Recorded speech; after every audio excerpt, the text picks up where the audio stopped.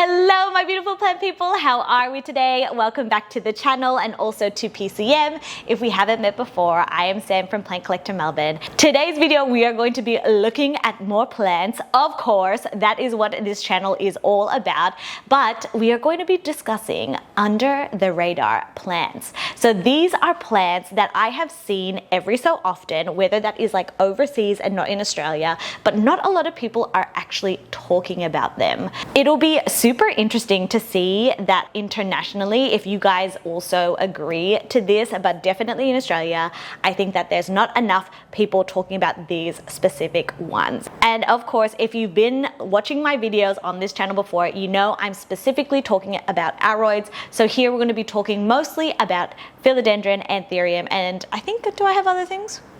No. It's just Philodendron and Anthurium. Can you tell I'm very biased with Aroids? For me specifically, I really love when I can see videos or images of plants that I have never seen, heard of before. And that is why I always try to show you guys some new things on this channel. So without further ado, let's get into it.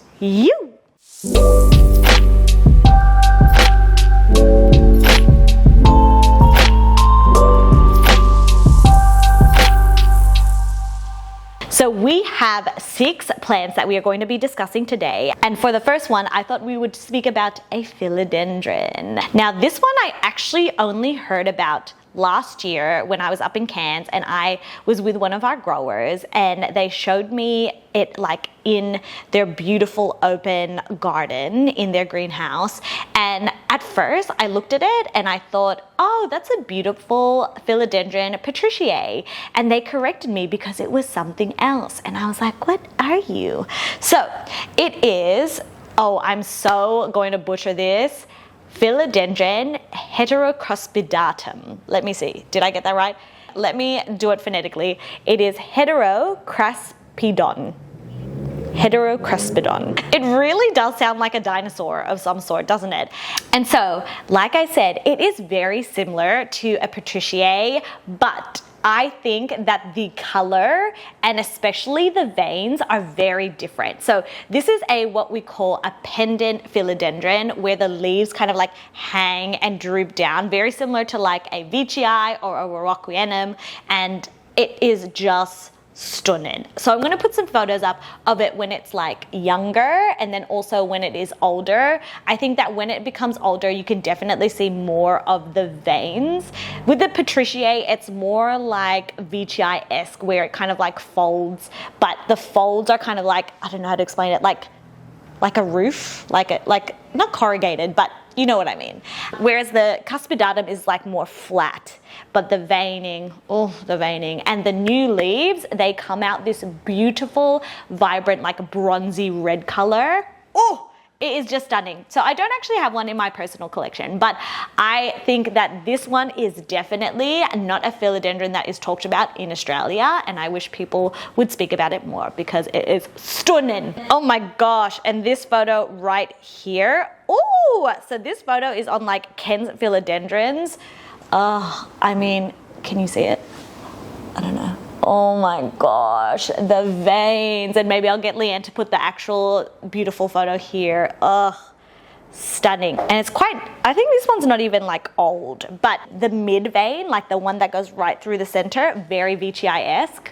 But yeah, I really like this plant. But yes, this one is definitely a climber. It's more like tenue-esque, but tenues are like a lot wider, whereas the heterocraspedon is like slimmer. So yeah, it is delightful.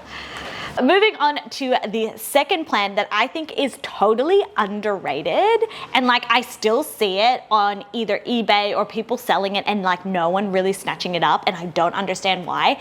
It is, I'm going to butcher it, it is Philodendron corsinianum. And I think that it has like this common name of like bronze shield, and I just think that it is so stunning. Like it is sort of Veru-esque, as in terms of like the color. I think that the veins and the color are just so stunning, and the bigger that it gets, the more beautiful that it gets. I'm just gonna find a photo so that I can remind myself how gorgeous it is. So the most incredible thing about this plant, which is like the veru, is that the underside or the abaxial of the leaf is stunning. Like the colors and the pattern, it can be like vibrant red, vibrant green, almost like neon-esque.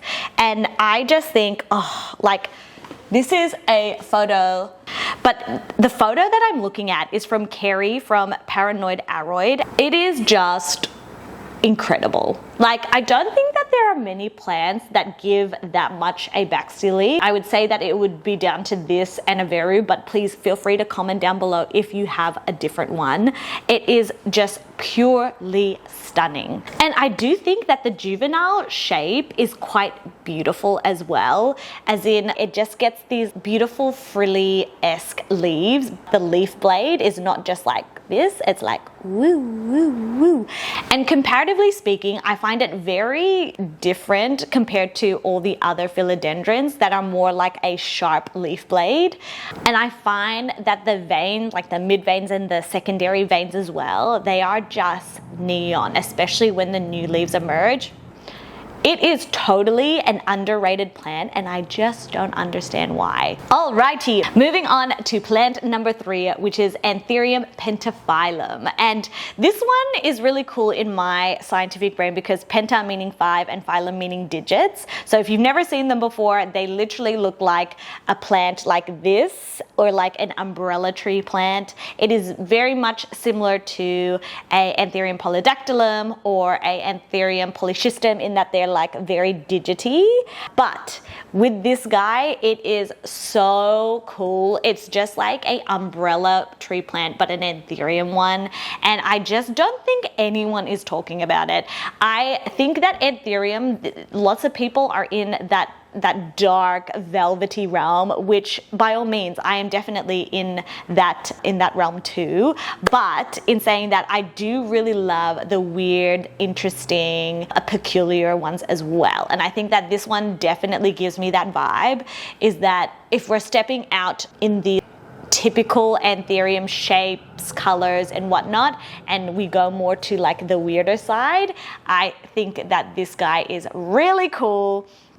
And even when the new leaves kind of emerge, they start off like all Anthurium, super tiny, like as tiny as your nail, and then they grow so exponentially, and it's just so bizarre to see like what you see is like little fingers, teeny tiny fingers, to grow into something bigger.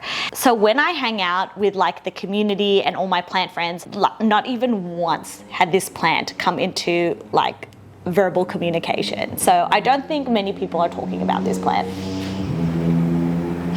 Okay, next one. This one's a bit controversial because there was a part of me that's like, no, this is not an underrated plant. And then I actually thought about it and thought, how many people in the community would actually know about this plant? It's just that there's like 3 different individuals that I know that really love this plant. So I thought to myself, oh, everyone must know this plant.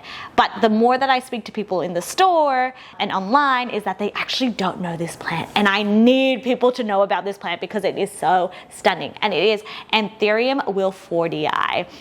It is very similar to Anthurium superbum, and it is just everything that I want in a like bird nest Anthurium and more. So if you haven't seen one before, I highly recommend looking at Wynn's willifordii. I will link our video together that we did her plant tour up above, and you can find that beautiful thing. But it is better than a superbum in every aspect, as in the color. It is dark. It is like, it's not velvety. It's actually something like in between a velvet and a matte. The backside is like a dark red, and then the front is a dark black, and it's a bird's nest. So again, I'm coming back to the weird shape, weird vibe of Anthurium that people don't necessarily talk about, the other side of like velvet.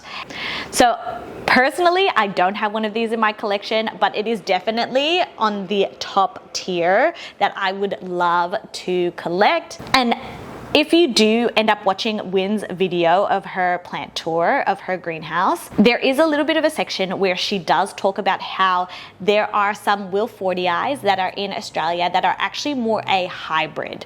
In some collections, people have willifordii cross superbum and maybe even a different hybrid that they believe that it is willifordii, but to get the actual species, she has some tips on like what to look out for. So again, if you haven't seen that tour, please feel free to check it out. And we're running down to our last two.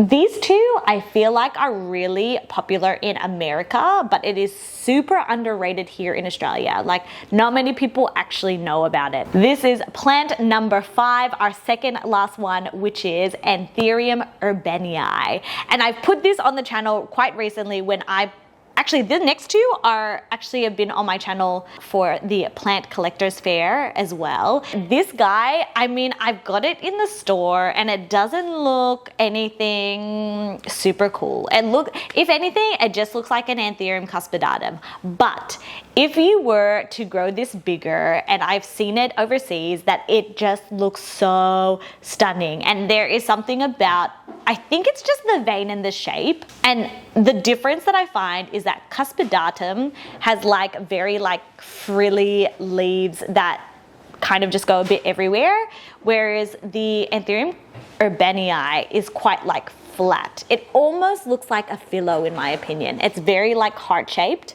and it is just really gorgeous. I've only ever heard of it when I had growers send it my way for the Sydney Plant Collector Fair, and at first I was like, I'm not sold by it, but the more that I see it online, the more I'm like, wow, this plant is gorgeous. So that one is definitely one that is underrated. And the very last one, plant number 6. Why am I always doing things in 6s? I find in life that I don't do like 5, 10s. I've been doing weird numbers lately.